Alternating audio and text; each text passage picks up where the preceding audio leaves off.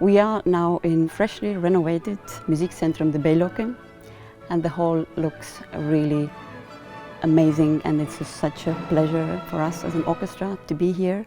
We played here already in July, practiced a little bit after the big break.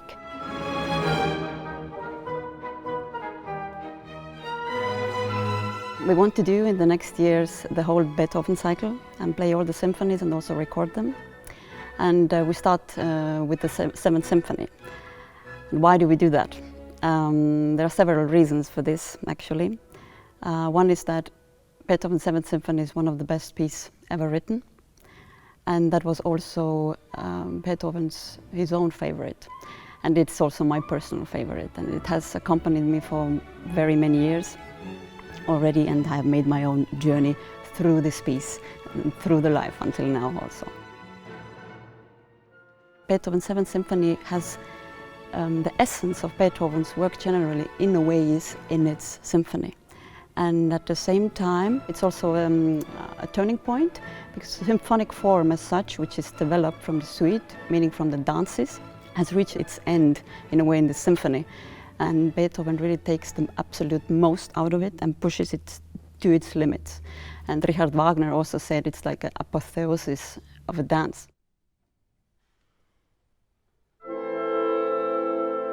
If you don't have time to listen to the whole symphony as a preparation, I would suggest you listen to the second movement. In the second movement, he opens a complete other world. Beethoven, I think, tries not to be personal there, but you can really feel how he's already processing the pain which comes from the knowledge that he's becoming deaf. He knew that by then already. And you can really feel this deep sadness there. But there is also an acceptance already in it, which he confirms a bit later in his famous Heiligenstädte Testament. But you can hear it, and it's through that it's transformed to a certain melancholy. And you can say it's not personal, but it still is if you really listen to it.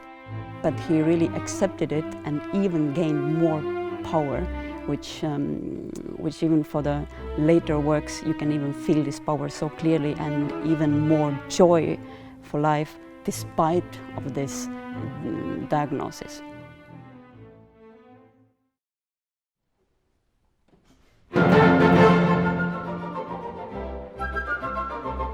Generally, Beethoven is a big humanist as well, and the idea of brotherhood, which he brings out so clear in the Ninth Symphony, has been actually important for him always. And this is actually what connects Beethoven to Arvo Pärt. We play in October also Fratres from Arvo Pärt. Fratres from Latin means brothers.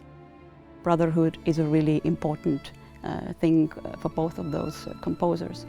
And maybe even these days we could say that these difficult times, where we cannot do music as we are used to, and we have to play in the distance. It's been said often that we have to keep the contact to each other, I mean mentally, and support each other even more and so on. And I think it's very obvious, but for me this message from Beethoven and also from Arvo Pärt is more that it's not that we should be more connected, it's just the fact that we are connected. And through these times it comes up and it becomes clearer than ever before. So we are connected no matter if we want this or not.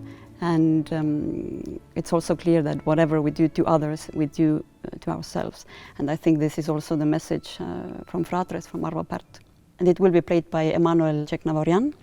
And I'm especially happy that he will come and play with us. He is, for me personally, one of the best young violinists. He tells a story and he speaks to the deepest points in you with every single note.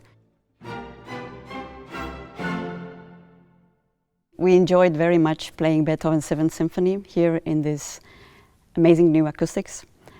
And we made even a very beautiful recording, which you can, by the way, listen online. But what we are missing is the audience, so we cannot wait for playing for the audience again.